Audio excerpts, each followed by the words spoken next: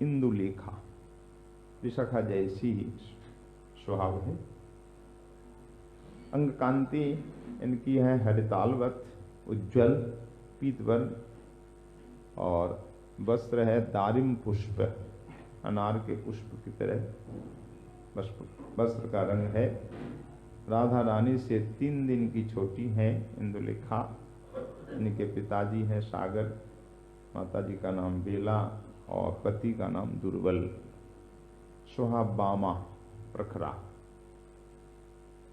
प्रेम सखी है। सेवा में इनकी जो मुख्य सेवा है ये तंत्र आगम आदि शास्त्र में बहुत निपुण है।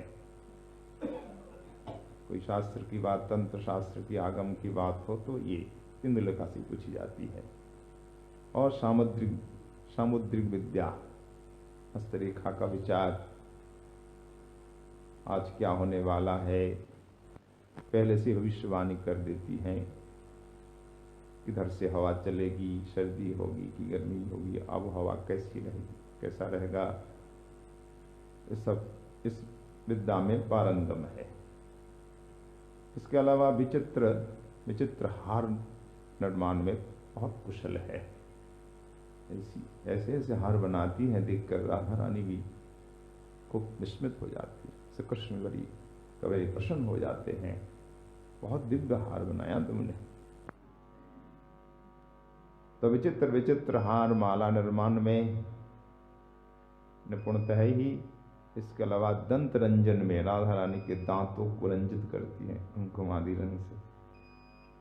और रत्न की परीक्षा करनी है तो सब जगह इंदुलेखा को बुलाया जाती है। इंदुलेखा देखो ये रत्न कैसा है, ये रत्न क्या असली है कि नहीं।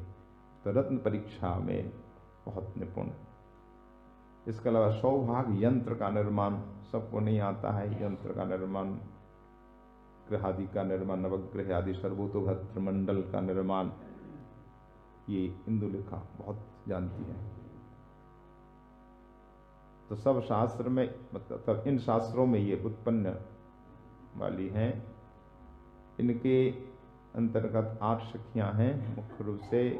तुंगभद्रा, प्रसुप्तुंगा, अंगबाटी, सुमंगला, चित्ररेखा, विचित्रांगी, मेदिनी और मदालसा। तो पहले ही बताया गया इंदुलेखा रहस्य सखी है, यानी कुंज में और सखियों का प्रवेश नहीं है, पर इंदुलेखा का है। राधा रानी के साथ रहती है, परछाई की तरह हर रहस्य की बात ये जानती है। राधा रानी कुछ छिपाती नहीं है इंदुलेखा से।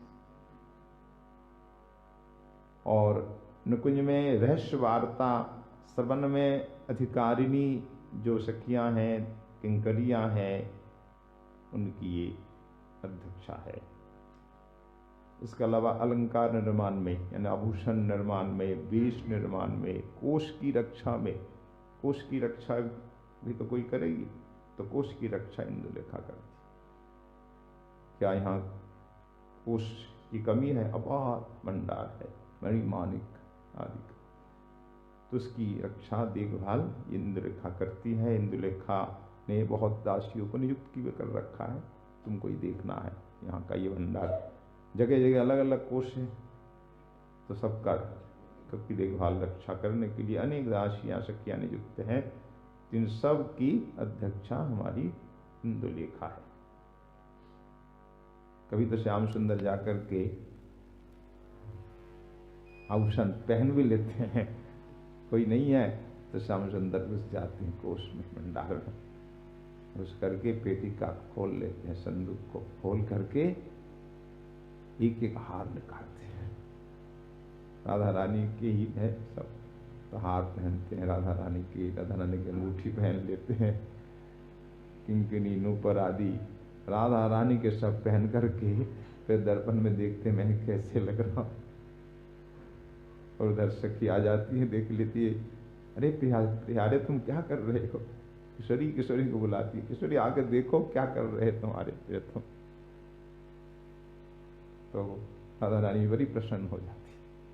भाई राधा रानी की वस्तु कृष्ण स्वीकार कर ले, इससे बड़ा सौभाग्य है। ये तो कुछ प्रसन्नता की बात है ना, तो राधा रानी बड़ी प्रसन्न हो जाती। तो श्याम सुंदर ऐसे रसिक है, नई नई लीला भी करते रहते हैं। इंदुलेखा इन आभूषण भंडार कोष की जो है रक्षिका है। तो दक्षिण की ओर आगे आगे चल रही फिर एक सखी, इसका नाम है तुंग इंदुलेखा, राधा को तांबूल अर्पण करती हुई जा रही है।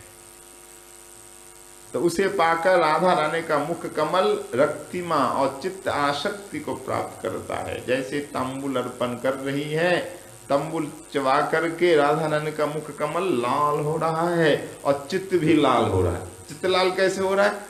चित्त में लाल मतलब अनुराग बन रहा है, कृष्ण का अनुराग।